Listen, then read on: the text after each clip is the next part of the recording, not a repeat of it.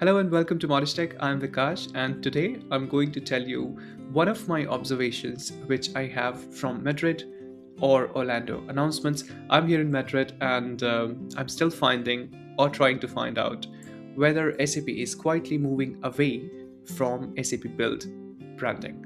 So, in this episode, I'm just telling you my observations. Let's get into it. Let's put the spotlight.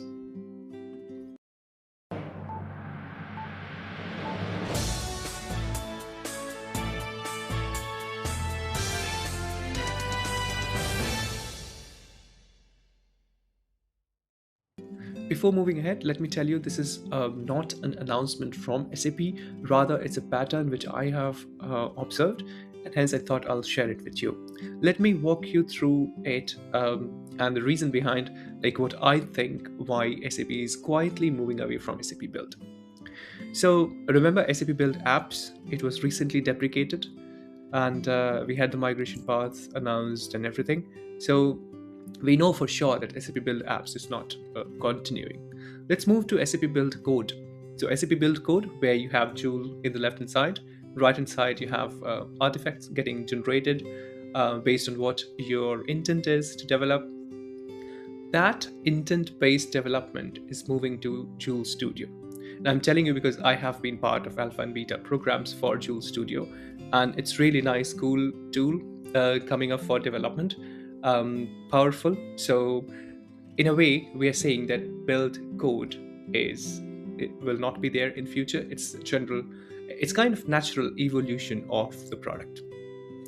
Let's move to build work zone, and this is interesting because even in SAP presentations, we see there is a full focus on Joule Work. So Joule Work is basically the new entry point where you'll have spaces, different spaces based on what you need to work on. Now, this unified entry point also has the Joule Studio, but let's talk about just applications at the moment. We are talking about the era where UI gets generated on the fly, appless or no app experience. So, in that case, do we need a tile on Launchpad to launch our applications? I don't think so. If spaces are that much powerful, probably we'll have to see when it gets released to us and to people. But yeah, it's kind of wait and watch. But I think for me, it's the SAP Build Process Automation that is most worrying. Now, undoubtedly, and again, this is my perspective, SAP Build Process Automation has been one of the strongest, I would say, players and powerful engine to basically do your automations, do your processes. This used to be one of my favorites, and this is my favorite at the moment. But I feel as if with NA10 coming into Joule Studio, all the automations and process related, workflow related things will shift towards NA10. Now, if NA10 comes into the equation, obviously that that assessment that SAP Build Process Automation is powerful will change because we all know NA10 is open source and it's so much more powerful and capable than SAP Build Process Automation. If you see Joule skills, Joule agents, we will be able to do all these things from Joule Studio. And that raises a question again that are we moving away from SAP Build as a branding? And SAP Build Apps was basically the first step to do so, because there was no single presentation or slide in any of the sessions which I attended, or even in the keynote. There was no mention of SAP Build. Yeah, it was full of Joule, Joule Work, Joule Studio, but there was nothing on SAP Build. And that basically points to a direction where SAP is kind of trying to move away from SAP Build branding, and probably in future everything will be inside the Joule umbrella.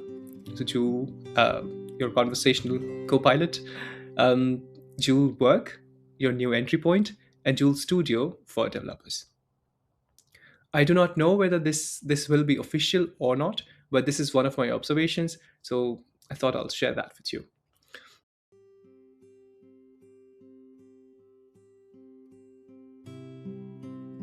what this means for all of us. So it is like initially when we had SAP Build era, the pitch was that you can build applications faster. But with the recent advancements into AI, where you have different tools altogether which can help you build applications faster in a pro code way, that's where the shift is happening. So it's like SAP or non-SAP applications development doesn't take too much time right now because of all these tools. It has become faster and faster. When I say, I mean faster than the low code platform development. And hence, I think there is a shift.